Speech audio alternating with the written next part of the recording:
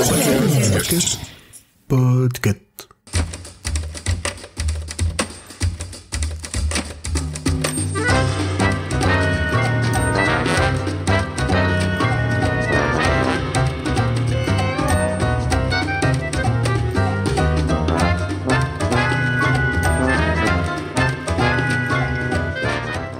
Bonjour tout le monde. Ne changez pas de podcast, ne soyez pas effrayés, détendez-vous. Ici Corée pour vous parler d'un chapitre du Maître des djinns de P.J. Lee Clark. Ce roman a été publié en 2021 chez Orbit et traduit par Mathilde Montier pour les éditions de La Talente en 2022. Certes, c'est un premier roman, mais vous avez deux novellas totalement indépendantes si vous désirez étayer cet univers. Ces deux novellas s'appellent L'étrange affaire du djinn du Caire et Le mystère du tramway hanté. Ce roman a déjà reçu le prix Nebula du meilleur roman en 2021 et le prix Locus en 2022. Il est aussi en lice pour le prix de l'imaginaire de 2023. Autant vous dire que c'est pas une recopiquée des hannetons que je vous sers aujourd'hui.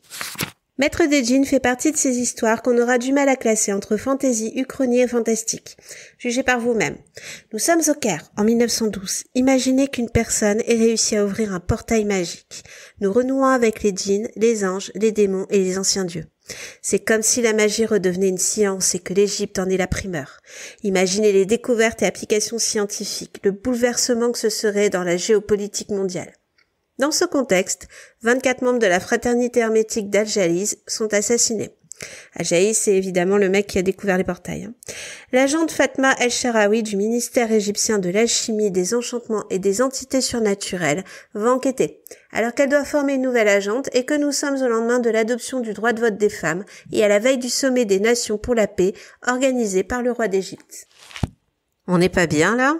En voyage en Égypte, se baladant dans le Caire des années 10 dans un tramway totalement écolo car à énergie magique, pouvant demander des services à des djinns, se faire cramer par des ifrites et se faire aider physiquement et spirituellement par les disciples d'Hathor. Ce roman est un vrai petit bijou si on ne tient compte que de l'intrigue en elle-même, car on se prend vite les pieds dans les ficelles scénaristiques que l'auteur nous sert. Qui plus est, P.J. Lee Clark a pris le temps d'imaginer son univers puisqu'il a testé sur deux autres novellas. C'est un monde qui tient la route et qui a une mythologie complète et des personnages intéressants.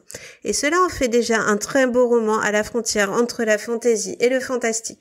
Pour cette enquête, l'auteur nous sert une héroïne forte, Fatma. C'est l'une des premières enquêtrices du ministère égyptien de l'alchimie, des enchantements et des entités surnaturelles. Car si l'Égypte n'était pas un exemple sur le domaine de l'égalité homme-femme par rapport à son mentor colonial qu'était le Royaume-Uni, autant vous dire qu'avec la découverte du monde magique par le mystique soudanais Al-Jahiz, ça a bien renversé la vapeur. Les femmes occupent de plus en plus de postes dits masculins et Fatma joue avec les deux codes ici, puisqu'elle s'habille en homme, elle a les cheveux courts et elle a un costume anglais pour faire exotique comme elle dit. P.J. Lee Clark se moque ainsi des modes orientalisantes qu'on a eu en Occident, ce que je trouve hilarant. Avec Fatma, on va parler de liberté de vote, de liberté de porter le djihad ou non avec sa petite protégée. Et par conséquent de liberté de religion. On parlera aussi d'orientation sexuelle puisqu'on apprend qu'elle est homosexuelle et que c'est une situation certes un peu cachée en Égypte, je vous rappelle qu'on est en 1910, mais pas forcément problématique. On se pose aussi la question de la sororité et de son importance quand le droit des femmes émerge dans un pays à forte tendance masculiniste. Ensuite, l'auteur va plus loin dans le genre puisqu'il intègre la magie dans le quotidien, le développement économique et technologique. Par exemple, le responsable des archives dans le ministère des Affaires surnaturelles est un djinn, et le djinn n'est plus considéré comme une créature mais comme un migrant ayant un avantage technologique. Comme preuve, le don des djinns est le bâtiment du ministère qui est en fait rien d'autre qu'une immense horloge magique géante. Pour chaque élément fantastique, l'auteur prend soin de l'intégrer de manière très réaliste dans l'univers réel. C'est ainsi que de romans de fantasy ou fantastique, peut-être même du steampunk tardif, pourquoi pas, on passe à une uchronie. Pour ceux qui auraient décroché seulement maintenant, et je vous trouve très courageux de m'avoir suivi jusque-là, on va reprendre un petit peu. L'uchronie est une reconstitution fictive de l'histoire relatant les faits tels qu'ils auraient dû se produire. Un exemple très fréquent que vous avez sûrement dû connaître dans la série, c'est le maître du haut château qui prend l'hypothèse de « et si l'Allemagne nazie avait gagné la Seconde Guerre mondiale ?»